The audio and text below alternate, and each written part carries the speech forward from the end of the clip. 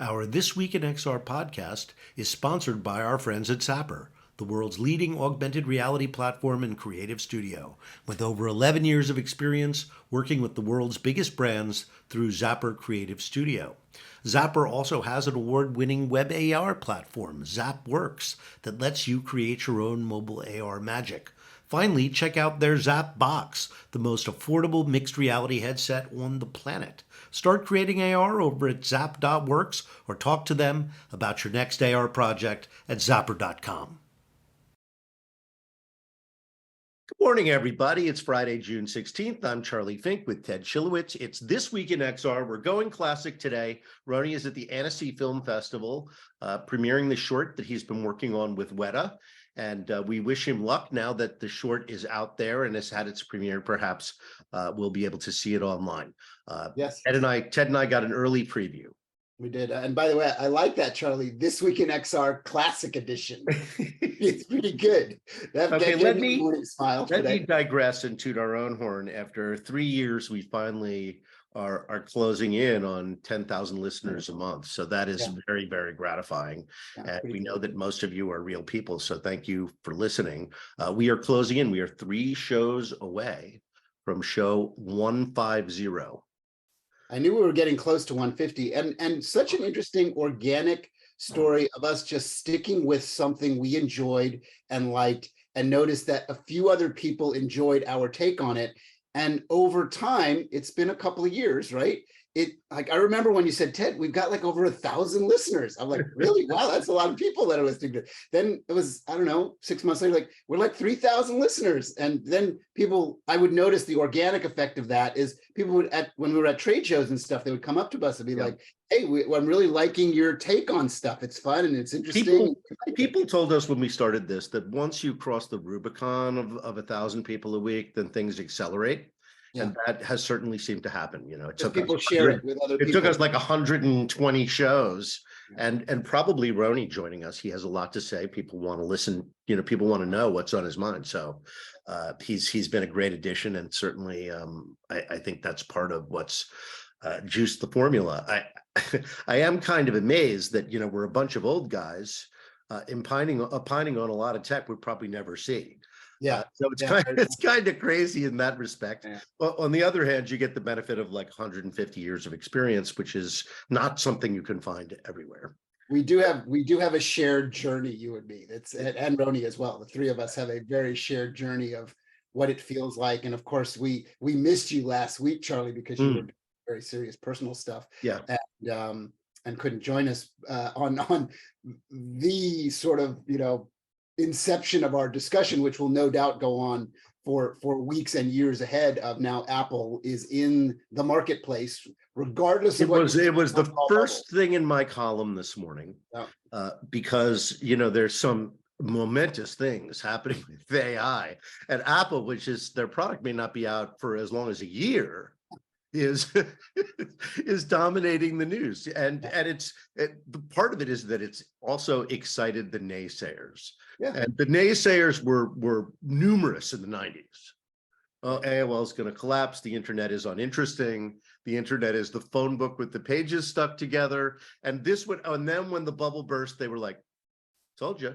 I just remember when the two of us were much younger versions of ourselves, and Apple was effectively a laughing stock of the computer industry. People were just saying, "Why would you buy this?" Well, I don't know if you remember this, but Microsoft invested $150 million in Apple, because if Apple went out of business, they'd have no antitrust argument. Right, and it is very possible that Microsoft effectively created Apple to be the most valuable company. I think that's true, and I think they took their 150 back. It was, and I don't know what kind of kicker they got in stock. I hope it was a good one. I kind of remember that the 150. I kind of remember the 150 turned into 500-ish, and then they got out. That was kind of what I think. Yeah, I remember that too, and I remember because I think they wanted Apple to live. I don't think they necessarily wanted it to become the Apple of today, which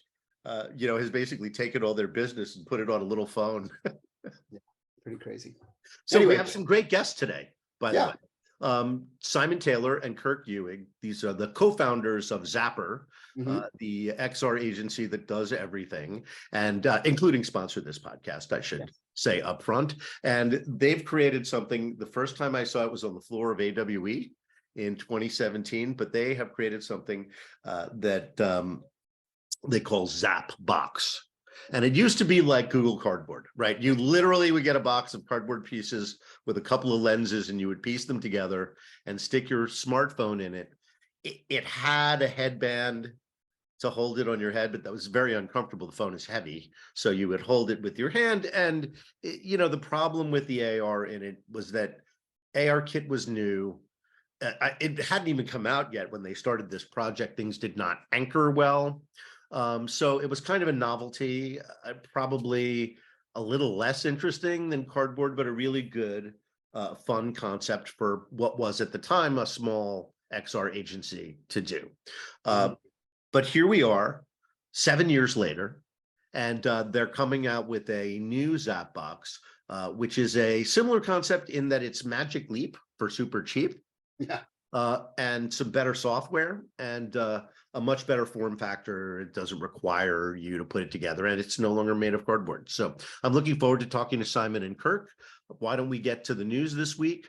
As I said, it was an astonishing week for AI. Even though everybody's still talking about Apple, including honestly the Verge and CNET, which are two of my, and TechCrunch and all the rest of them. I mean, these Literally are the sources I depend on, and they seem to be so entranced by Apple. They did not notice that 3 relatively small companies just took down $500 million in a week, and one of them is 4 years old. And you know who's in the middle of it? NVIDIA. Oh, NVIDIA, of course. Well, NVIDIA is on fuego, as we say in the business right now. So give the listeners the lowdown. Who are these companies and what are they doing? So company number 1 is called Cohere. Oracle and Salesforce are also in the deal. It values the company. It's a $270 million round. That's the company. It's their Series C. They're now a unicorn, and their AI is focused on enterprise, and it addresses data concerns that companies have about training models. Right. That was number 1, of course, NVIDIA in the middle of that. Now there's a 4-week-old French AI company, Mistral, that just raised $113 million seed round. They were co-founded by Meta and Google alumni, so that pedigree there. Yeah, but 4 weeks old. They're going to make AI quote unquote useful, per CEO Arthur Mensch. So again, 4-week-old company now valued at $260 million. And then there's Synthesia AI, a company I'd not previously heard of, raises $90 billion from Excel and NVIDIA. 90 million. Yeah. Supposedly they have an ongoing, pretty profitable business. So at least one of them makes sense. Even though those are obviously very smart and accomplished people, but it's just, there's a gold rush. Yeah. And this is in the long tail of silicon ruling the world. There is no way to escape that silicon and the things people do with silicon have become the mainstay of almost all early stage investment right now. Not all. Not all. Okay, good. Mediviz landed $20 million for their X-ray vision software that works with the HoloLens, and it does something which in a way has been the holy grail of medical AR for the past 10 years, which is trying to anchor CT scans, X-rays, and other data to the patient. So the HoloLens lives on, as we would say. The HoloLens lives on, although presumably if it's the HoloLens, you could do it on Magic Leap 2 or the Apple headset or whatever. It's been approved to use in operating rooms. They did not realize that applied to software as well as hardware. I did not know that software went through the FDA, but apparently it does. So pretty big deal, I think, for our little world of XR. It'd be pretty amazing if every time you walked into a hospital, the doctor put on a HoloLens and had X-ray vision and knew exactly. To my point, this is silicon, or let's call it silicon adjacent, as we would say. Yeah. Yeah. The world is So being run by NVIDIA was not in this deal. one they're not in, the only one they're not in. So here's a good one. A company named Versed. Now, they didn't raise a big round, but it came from Google's Gradient Ventures because it is led by Google alum Robert Gal. But here's what they do that is so intriguing. They're going to let people build original role-playing games, multiplayer role-playing games for use in the metaverse. And the user makes it up, and AI, executes the script. Yeah. So, in other words, the dungeon master, even though they're telling the story, doesn't necessarily know how it's going to unfold, Right. which is a pretty amazing development in gaming, I think. And it's in a week where nobody is really going to get a lot of oxygen given everything else that's going on, but a really, really cool. And our guest last week was Ed Sachi, who's doing a similar take on gaming and gaming infrastructure around using AI componentry to build out these worlds and allow the users themselves to essentially be his data mining business, and grow the worlds for him by playing the game. So that was last week's guest. So if you want more on that, Ed is working on a lot of things related to AI and storytelling, but I really like this idea because you and I can collaborate and talk about the world and the characters in it, and we just feed that into a trained role-playing game specialized AI platform, and it unfolds the game, and it's filled with surprise and builds a world that you and I had specified. So it suggests that the world and the characters have the story in them. Mm-hmm. Yeah. So I think that's a really exciting idea. And yes, I'm sorry I missed Ed, because every time I talk to that guy, I learn something. He's a very big thinker. So if you want to go back and listen to that episode, as I did, it was very good, despite the fact that yours truly wasn't cracking the whip and keeping things moving along. Well, I love our conversation, so I hit the other 149. I think I missed one other show. They actually commented on that. I said I missed days over the weeks because I do still have a day job. And it's true. We've only had to reschedule a few times, due to your day job. So, but it is pretty early here on the West Coast, and since although people, I don't know. All right, so let's not. That's a lot of news for our show, and we've got Simon and Kirk are waiting, so let us bring them in from the green room. And as they're coming in, I had a great conversation with Casper, their other partner in crime, the CEO, and we talked about the new device. And did you get a chance to wear it at AWE, Charlie? I'm curious. I did. I'm looking forward to recounting it. Good. So we'll talk to Simon. Yeah. I mean, look, it's $80. Yeah. I mean, and the software is remarkable, I would say. The Apple is not going to be on the market for a year. Here's a way to use some of the apps that will surely be on it. So this is a whole nother take on, the Apple devices with tax, you're talking about $4,000 you're going to be spending on. So we're not seeing, are we hearing Simon and Kirk? You guys should turn on your cameras. Them. Yeah. There they are. Kirk. Good to see you, my friend. Hey man, how are you? Great. Hey, Simon. Hey. Looking forward to I love your background. Kirk's background. Most people are listening on iTunes.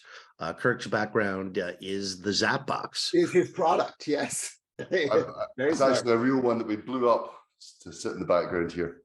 Great. That's great. So first of all, when is it coming out, and how can everybody order one? It's out now, Charlie, and you can order one on Amazon. It's currently shipping to the EU, the UK, and the US to start with. It's currently supporting iPhone 11 and up, but if you go onto Amazon, search for Zapbox, you will see one right now. Okay, so I want to have the experience I had at AWE. I was expecting to get a box from you guys, but I guess I'm going to actually go on Amazon and spend real money so you don't have to ship it from the UK. But for $80, we had so much fun at AWE, and I was disappointed that I only had 10 minutes to play with it, because the potential of the device is great. Of course, the obstacle is going to be, how do you get people to develop for a device that it's going to have very few users for years. Yeah. And hopefully it'll develop a following because my God, $80, is that what it is? I want to make sure I got that right, because right. it just sounds like free compared to an actual Apple headset. Well, and from what I understand, correct me if I'm wrong, I had an interesting conversation with your third cohort, Casper, and the way the device works is the lift, if you're already using Unity to build applications, is fairly minimal to get it to a 2i infrastructure, drop the phone into its little holder there, and you essentially get a mixed reality experience with not a tremendous amount of coding if you already have something that's ARKit aware. Is that correct? If you're already doing something for kind of the magic window version of a phone, it's fairly easy to migrate something like that over. Yes, yeah, that should be true. Certainly, it's true if you've got a build that works on a Quest or a different sort of all-in-one headset that uses Unity's XR management plugin sort of infrastructure, then our SDK fits inside that same infrastructure. So, yes, You gotta talk to the guys at Walkabout Mini Golf. Yeah. I know you guys have a mini golf app that's pretty good, but they have like 15 courses and they're trying to make them spatially aware. So the course fits around your actual living room, which is just a fantastic idea. And the new phones, of course, are capable of doing that. So maybe you will have success. I think a lot of the success of the headset, which is fantastic, is going to depend on getting people like that who are already developing AAA apps. And bringing those into this headset for, I mean, a minimal, whatever they charge per month. If the headset is $80, it's the deal of the century. Well, that's true. I mean, we're definitely keen to get as many, applications that we can, existing applications onto Zapbox, but we also have a vision of a platform that allows for short form content and more experimental content. And we think at that price point, it gives developers a chance to publish stuff that they wouldn't normally publish on other platforms. It's not an option that exists in other platforms. It's not a place you can go and see little experiments or something that somebody maybe just, built themselves in a couple of days. So Zapbox is also for, experimenters in that way. And right. I think it places itself. No, that's absolutely true. You guys can be a kind of snap lens studio for right, a wearable device and make it very simple. It's not perfect for people to like just try it. Something like Raspberry Pi, in the same way that it appeals and allows people to experiment. That's also how we sort of position Zapbox. So yes, bigger content, but also short form content as well. No, I like that. And I think that would be make it much more accessible for my students, because they're all not going to be able to take an Apple headset home. Well, I think that's a really interesting kind of route to market in some ways. So we're definitely trying, because we agree with you that there aren't going to be that many devices out there now. And so asking developers to learn an entire new tech stack to target Zapbox is unlikely to really get much traction. So that's why stage one is the kind of Unity plugin that is very much akin to asking for a day of their time to experiment is a lot easier than asking for weeks or months, where now you're competing with much bigger priorities for them. So I was just saying to Ted earlier, I think that the fact that people will be developing for an Apple platform and some of those apps are probably going to be sold in the App Store, opens up a tremendous opportunity for you guys. To be a serious accessory in the Apple ecosystem. Right. I also think, guys, it's worth talking about what does the headset feel like on your face. I would think that most people's concern before they decide to go into their Amazon account and spend $80 is they see how it looks. They see there's a phone that's kind of floating in front of you and this strap and headset and holder, which is kind of what we see behind you there. How would you describe, is it counterbalanced nicely enough that it feels almost weightless on your face? How would you let them know that they should feel comfortable spending their 80 hard-earned dollars on something to experiment with this, if they're a little nervous that it's not going to feel comfortable on their head? I think it's a worthwhile thing to spend a minute on. Simon? Yeah, so it's a design that it's fundamentally quite lightweight. There's obviously, if Kirk just shifts his head to the side, we can see it in the background for anyone watching the video. So there's no real frame to it. It's essentially a headband with some transparent plastic arms that are angled down at 45 degrees to some clips where the phone goes in. So the whole, without a phone in it, the whole thing is about 200 grams. We've also, I'd like to say Apple stole this marketing idea from us, but we do also have a strap that goes over the top of your head, which we don't show in any of our promotional shots of the Zapbox. So that also helps to sort of balance the weight a bit more and make it more comfortable. But yeah, I guess anyone with that concern would look for reviews of people who have tried it on and seen how that comfort is. We're definitely not aiming for the kind of all-day wear use cases that Apple are going after with the Vision Pro. So it is more of a kind of experience-based, occasion-based use. But we have played our pool game, which is coming out this month, hopefully. And to clear a pool table takes 20-25 minutes, depending on how well you're playing, and doesn't feel like a stretch to have it on for that length of time. It's definitely 100 times more comfortable than the cardboard sort of iterations of the product that people might. So you would say that it doesn't feel like it's tugging down on your face from the weight of the phone, which the phone itself is not light anymore, right? Apple has had iterations of their iPhone that are much lighter than today's phone. Today's phone is really a pocket computer. I mean, it is not weightless, right? But you're really confident to let the users feel that this thing isn't going to be like, oh God, it's pulling my head down. You're feeling good that it's balanced enough that it pulls. Yeah, they're typically 200 grams or so, the phones now. So the counterbalance, the total weight is still actually significantly less. We have a ratchet that can be tightened at the back, and that I see the wheel is right. So you can wear it with the ratchet relatively tight, so that most of the weight is sort of on that forehead, and then the additional strap over the top prevents that slippage. So yes, that is the current sort of design philosophy, is to keep it as minimal as we can, as light as we can, but still try. The other thing that's relevant in terms of comfort is the open form. So there's nothing about Zapbox that's enclosed. It is form. You're still aware of your surroundings. Your peripheral vision still allows you to see these things happening round about.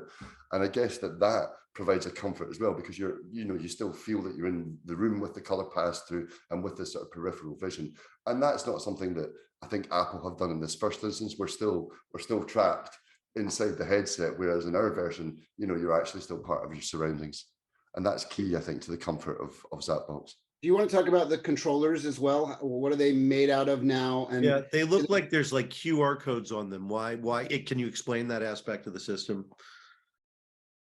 Yeah, so the controllers have a marker on the top, which is a kind of their kind of hexagonal form factor at the top, and then they kind of smoothly become a cylinder in the part where you're holding it. But they're relatively they're slim. They don't have the big sort of tracking rings that you would get on a Quest controller, for example. And the visual marker that's on the top we use to have full positional tracking when that marker is in view of the smartphone camera. The controllers themselves are Bluetooth now, and so they have some active components as well. They have all of the same inputs that you would find on the Quest controllers, which again goes back to that kind of meeting developers who already have content for Quest and just smoothing over that porting process. Yeah. So the layout's a little different, the ergonomics are a little different, but the inputs as far as app developers are concerned are compatible. And we do also have an accelerometer and a gyroscope in there, so when the marker isn't directly in view of the camera, we can still update the orientation of the controller.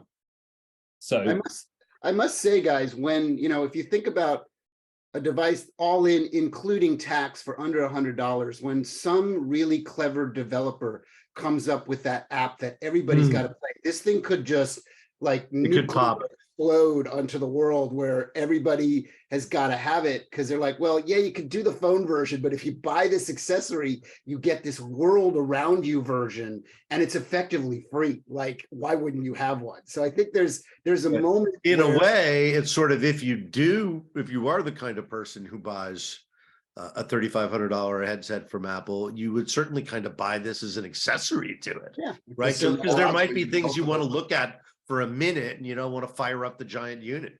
It's often the way we talk about it as an Apple, as an iPhone accessory. It's the iPhone accessory you didn't know existed yet. So exactly that. And to your point earlier, Charlie, I think that Zapbox is a second tier system. So, you know, in this world where some people own iPhone 14s and a whole bunch of people just run around with Androids and lower devices, some people will own the Vision Pro. And then there's a whole universe of people that could also own Zapbox. So it does allow for, you know, these shared experiences, but not at the same price point, and democratized to an extent. Yeah. Yeah, I think it's really exciting. And as you can tell, Ted and I have talked so much about it just because we both had just had a chance to do it. Into this stuff, you know. So cool. I mean, the closest analog to this, and I know you guys know them well, is there was another young startup that had a bit of the same lineage as you guys, a company called Mira that was experimenting. Apple just bought them for reasons that Charlie I don't think we will ever figure out. So they Apple brought it to radio silence, as people often do when they become associated with Apple. They just released the standard statement about it. Yeah, you know, Apple. There's a lot of companies. That's Ben Taft and a couple of other guys from USC. But they started out as a consumer device, and they quickly pivoted to enterprise. And it sounded like they were getting some traction. They had a small deal with the Army. They were working with, you know, one of the big mining companies was using it. So, you know, it had a niche. So, but I have no idea why Apple acquired them. Although I did speculate in the column, and I would have talked about this last week. Maybe Apple is thinking along the same lines, right? Maybe Apple is thinking they need $100 supplemental thing that would democratize it. The big moment that will help you synthesize this is their big touch point over the last couple of years is they helped Universal with the Super Nintendo ride. So it's an AR component of that ride where you wear like a helmet and they're using their lenses and a little bit of their software stack to pull that off. And I think that alone gives you enough understanding of what Apple is thinking about with their device and uses of their device beyond just home consumer, and why they would want a company like Mira. But we're good on them. Yeah, good on them. I think there's another opportunity for you guys, which is dependent a little bit on the direction that Snap goes. But, you know, this is a really super light location-based thing. If you go to Coachella and there's a performance that, you know, has augmented reality, you know, real-time effects, you know, provided, you know, by, you know, artists, in association with Coachella and Snapchat, you know, that's a terrific opportunity for a pass-through device to show something that's just in the Snap app, you know, that they're already using for pass-through. So I think you're right. And the other thing I guess about Zapbox, because it's not got any, you know, internal electronic components, it is the sort of thing you could take to Coachella and you're not going to worry about the dust or the heat or any of the atmospherics when you're there. You just toss it in your backpack and yeah, I think it's the price is 2 drinks. It's so hard to get the word out. You know, you know, you guys have got a couple of closetfuls of headsets. You know, you got to get the word out. It's just so hard and so expensive and so. Well, that's why we need people like you, Charlie, to help with that mission. So much appreciated.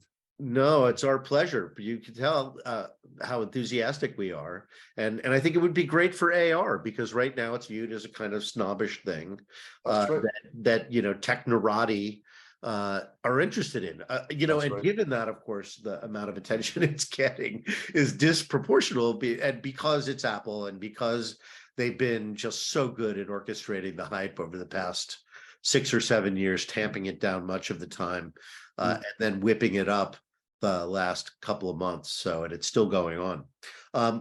Can I rewind a little bit and just talk a little bit about Zapper, the company? You guys are co-founders. You've been in this thing with Casper for the better part of a decade. Yeah. And also Connell, who's our CTO, and he's the fourth co-founder.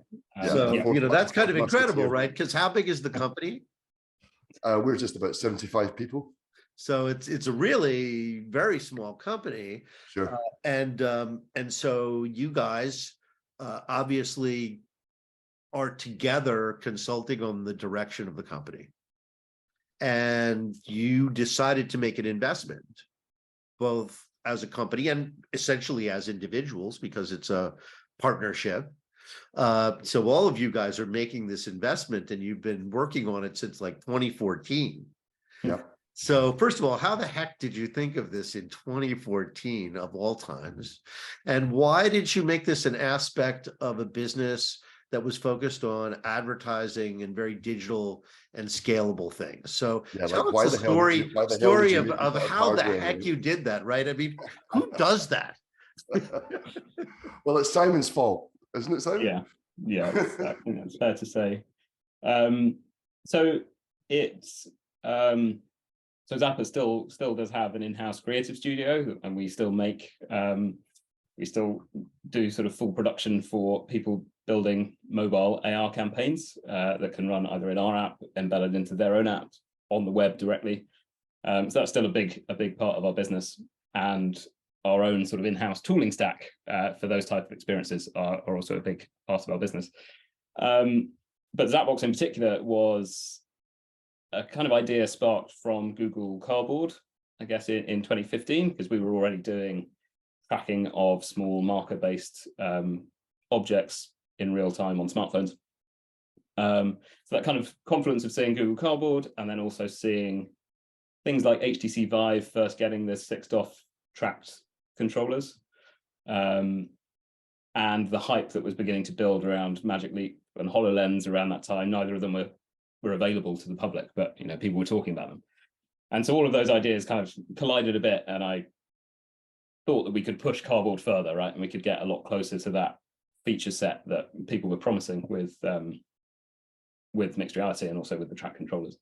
And so we had a Cardboard iteration of Zapbox, and so it still had two controllers. So, even for $30 in Cardboard, we had two tracked controllers with little triggers. I have in fact got one here. So this was a bigger, different marker design on the front. Yeah, we remember those days. It was cool in the whole kitschiness of the fact that you were essentially taking paper and turning it into something that was practical and useful. Right. Yeah. John and I would look at this for years. I mean, obviously, we've all been going to AWE for years and connecting with you guys and having dinner with you and your team, and we'd be like, it's so cool. I wonder how it's going to evolve into something that's actually going to be practical and useful at scale. And now you're kind of, you're beyond the cutting your teeth phase. You're actually doing this thing. You're using hard molded plastic now. These things won't break. I'm visualizing. I think there's a huge market for museums and art galleries and folks that have been dabbling with the idea of, people hold their phone up to get information, but you're still holding your stupid phone up, and it's like this little tiny screen. Paper hanger syndrome is real. Yeah, and the field of view is like 1%. Yeah.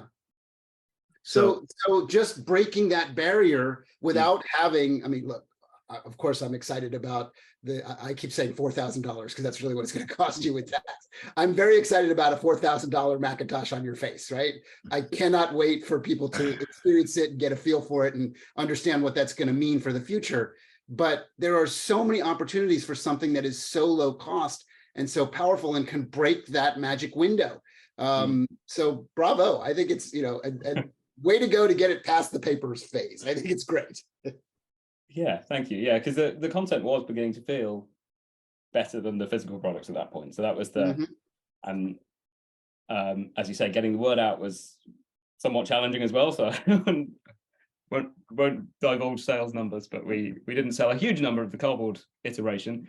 And so it's still more of a kind of our product designer, who has also been working on Zapbox since the start, had some of the ideas around how, if we open up the sides and sort of have this very lightweight head strap, how that actually completely changes the experience.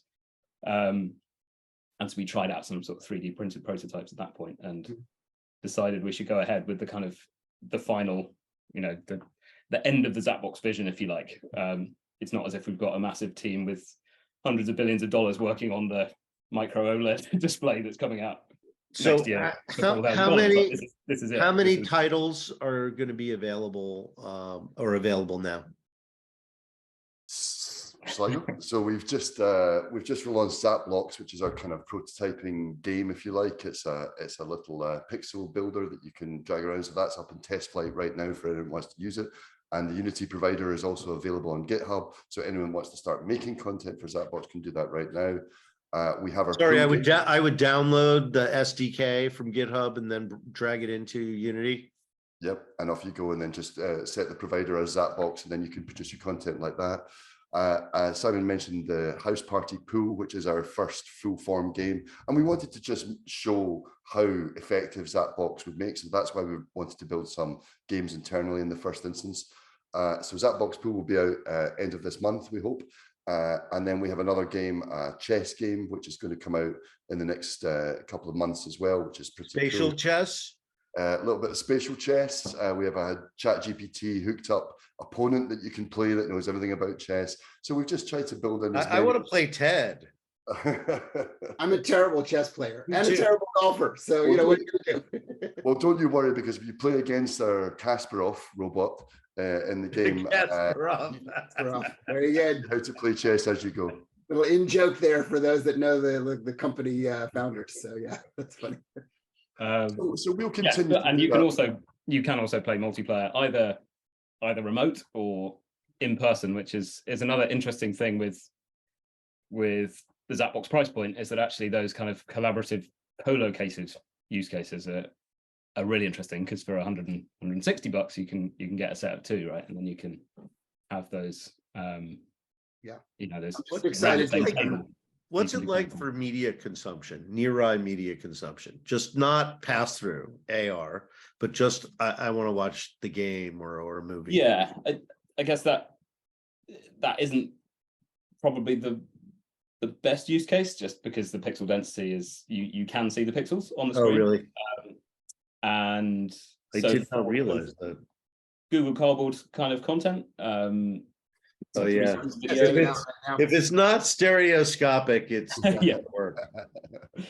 Oh, 360 yeah. video I can well. see that. So if anybody is wondering, I'm holding my iPhone. Probably, how far away is it from your face with the holder? Oh, just a couple of inches, yeah. Yeah, I'm holding my iPhone about I don't know, 4 or 5 inches from my face, and you kind of have to be cross-eyed to see it. So if it's not a stereoscopic image, so forget about seeing the pixels. I can't. I mean, everything goes. Yeah, you need the lenses to be able to even focus. Yeah, it has to be 2eye. It has to be 2eye content. Yeah. And the lenses also sort of spread the pixels on the screen to a bigger field of view. So I think it would be terrific. Snap has all these experiences now that anchor and play in your room. If you got Sketchfab, you could project it on your desk. Although, is it awkward to use the controls in the phone? Can you use the controllers to do something like Sketchfab or internet surfing or anything like that? So browser is a big next sort of focus for us. And again, back to that content question, we think WebXR is likely the best way in the end for people to distribute these spatial experiences, and because it really is a build it once, host it once, and it's up to the devices to actually run it in a spec compliant way. So Unity is kind of one level below. You can make your content once in Unity, but you would have to build it for iOS and submit it to the App Store with our SDK and publish it. So there's a few more hurdles in the way, whereas WebXR is genuinely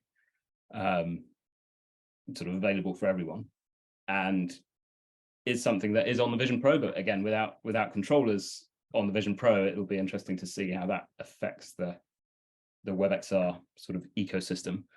But there are some pretty fully featured. There is a relatively full-featured golf game in WebXR that you can play in the browser on Quest, and so things like that. When we have our own WebXR browser on Zapbox, would sort of work. So how long do you think it'll take before you have that browser built? There are quite a lot of technical. I'm quite keen to know the answer to this as well. So. Yeah. The answer is it'll be a little while. It would be this year would be great. I mean, yeah. So right now our launch we get it. I mean, you have a product roadmap. You have a limited number of guys. and a limited amount of time, depending on the amount of work that is coming into the creative studio. So you really don't know how long it's going to take, right? Because you don't have capital. And even if you did, 9 men can't have a baby in 1 month. So Yes, I 9 think women can't have a biggest baby in challenge- 1 month. There is a bit So of that. There's definitely a bit of that in how we approach it. Absolutely. the biggest challenge is slightly technical here, in that on iOS, so all of our apps are on the App Store.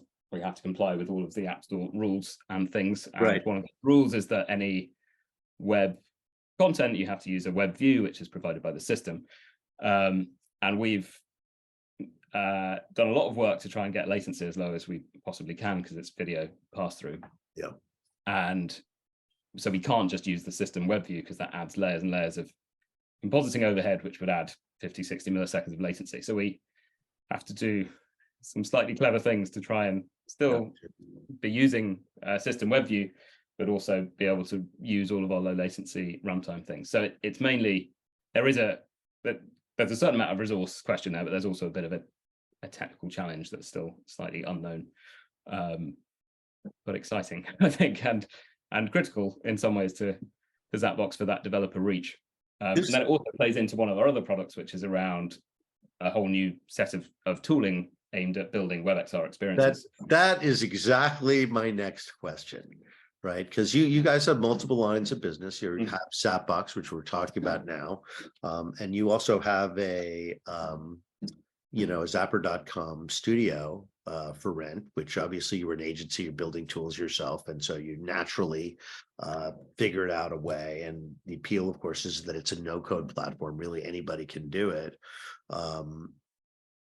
So what is the synergy between the agency, number one, number two, your free online tool, number two, and the headset business? What are the relationship between those three businesses? How are they going to power this, if you will?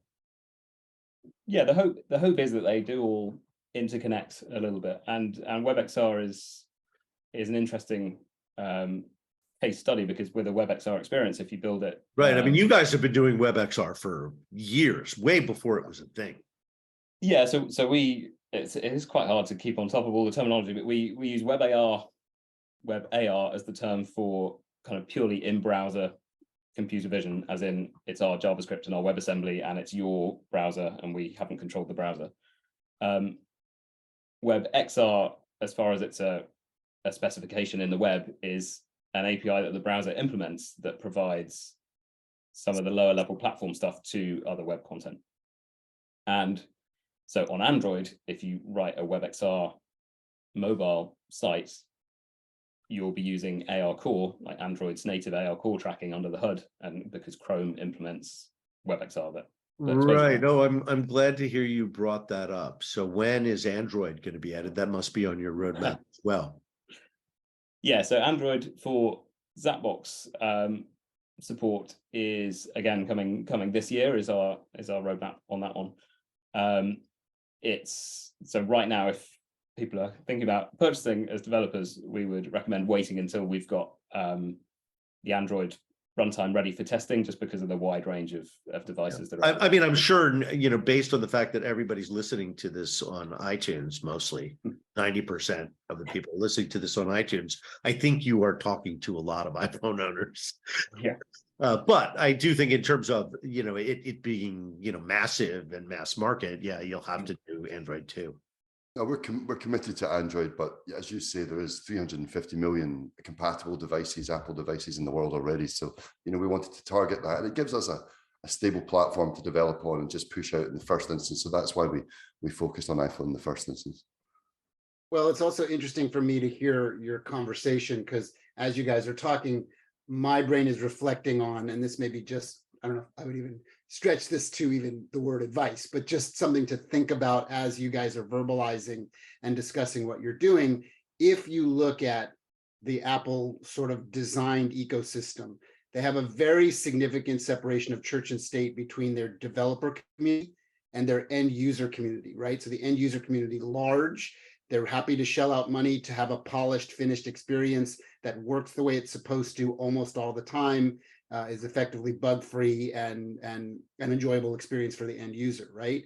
Whereas a lot of younger companies like you guys have to kind of bridge a different kind of juncture where developers and end users are much closer together, right? Yeah. And while that's great for developers and people that have the mentality to hack things and deal with things, as you start to kind of move through those junctures of a product lifecycle, you're going to have to make deeper separations between your developer community making the stuff and the people touching and using the stuff. And I think, again, to give credit where credit is due with our friends at Meta, they've done a pretty good job of cultivating and finding a developer community that at least some of them can make a living at, right? And a significant living at for the hit content, but keeping the experience in such a sense that if you're going to release it into their Meta store, it's got to feel fairly polished and fairly finished. Maybe not to the extent of what Apple does, but at least it fires up and it works all the time without any kind of like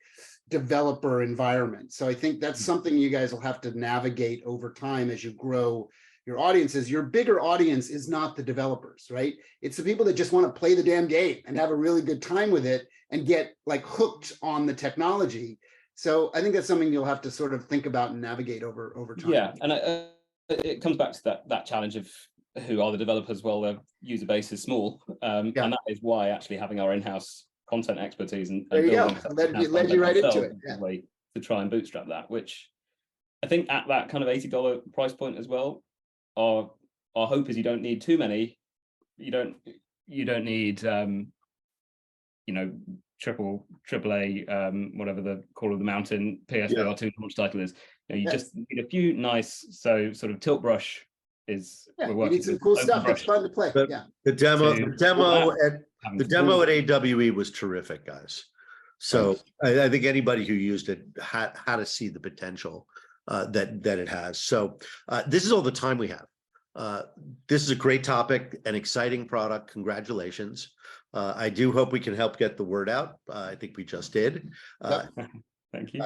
And Zappar.com, Zappar, right? Zappar.com. You'll see it right on the front page of the website. You can order one of these things and get to work. Yeah, or go to Zapbox, type in Zapbox. Well, Zappar.com/Zapbox. Our stock is actually in Amazon's fulfillment network, but just to correct Kirk, you can't actually buy it on Amazon at the moment. I see. So you still have to buy it on the Zappar website. Zappar.com to buy the headset, and then it gets shipped to you from Amazon. Got it. Thanks, guys. Have a great weekend, everybody. And that's our show for this week. Thanks, Charlie. Thanks. Cheers.